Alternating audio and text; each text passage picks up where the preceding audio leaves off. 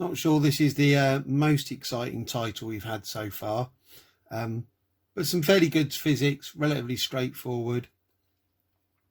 What the characteristic refers to, if we were to plot a graph of voltage against current, and that's the normal way round of doing the axes for a component, the graph that we get is called the characteristic.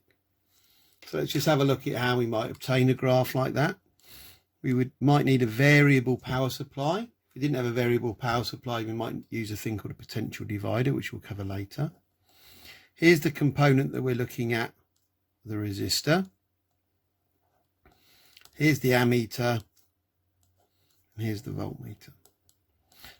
Now, before we go any further, we're just going to have a think about those two components. We won't say much more about this afterwards, but it's worth thinking about what resistance in an ideal world would these have. Well, we want the current to flow through that meter, don't we, without really being interrupted. If this had a lot of resistance, that would reduce the current in the circuit, and that would be changing what was going on. So the ideal resistance for an ammeter is 0, and actually modern ammeters do get very close to that. What about the voltmeter? Well, the current's going to come along here, and we want all the current to go that way through the resistor, don't we? So we don't want any current going this way, so we have to make this an infinite resistance or very close. And the modern meters have many millions of ohms of resistance. They're very close to that ideal. So how do we get the graph? Well, we'd set the power pack to different voltages, record the current, and plot the graph. Why have we got it both ways round? Well, because if you turn that round, it makes no difference. Minus currents and minus voltages. Minus current just means current's going the other way. So this is the characteristic for a resistor. It's also a graph that shows something called Ohm's law. And Ohm's law simply states that for a metallic conductor at constant temperature, voltage is proportional to current. So metallic conductor, referring to what we talked about when we're looking at resistivity changing with temperature. All the atoms have been ionized, releasing a free electron. Good. There's only 3 of these to do. We gave a lot of extra details on that one. The next one is the bulb, the filament bulb. So the only difference really with the bulb, as I'm sure you know, the old-fashioned kind of non-energy bulb, is that the way a bulb works is that this gets very, very hot, kind of hundreds and hundreds of degrees C, and that's why it glows. And because it gets hot, its resistance increases. So the characteristic of a bulb looks like this. It starts through the center the same,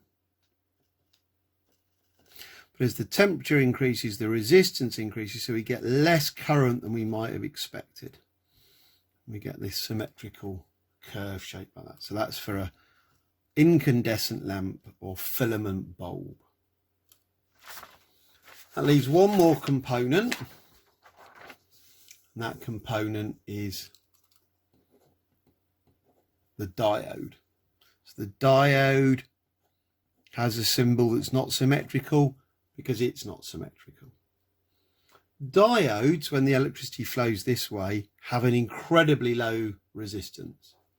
And because they have an incredibly low resistance, it's possible to damage these very easily. So if you're ever asked to draw an experiment to find the characteristic of a diode, well, although the voltmeter would go across here, we always have a bulb or a resistor in series, and that acts in as a protection for the diode. So what would the graph look like? Well, it's a very strange affair. In the forward direction, with the current going this way, we're going to take that as our positive direction. Really, we don't get any current till something around 0.6 and 0.8 volt, and then it gets this exponential increase. So that's why you can see here, well, why doesn't the graph go up to 4 volts? Well, the answer is that this would just simply catch fire if you got the cut voltage up that big, and so you can't put it on the graph. If you turn it round, you get pretty much no current. There's a small leakage, and I've exaggerated it so you can see it, but drawn to scale, that current would be absolutely invisible. Sometimes this behaviour of limiting to a certain voltage is used. Say this resistor was a very delicate affair and we wanted to, or some other component, and we wanted to limit its voltage to 0.6 volts or thereabouts in a circuit. So let's put in a variable resistor. This has got a high resistance, then the current is low, most of the voltage is here, and we just have the two resistors. If we reduce this resistance and the current starts to increase and the voltage here increases, when the reading on that voltmeter gets to 0.6 volts, the electricity will start flowing through here and the resistance of this part will come down. So the reading on the voltmeter never goes above 0.6 volt, and I've seen questions that do use that. So quick summary, 3 graphs to know: semiconductor diode, incandescent bulb, and resistor, and a law to learn.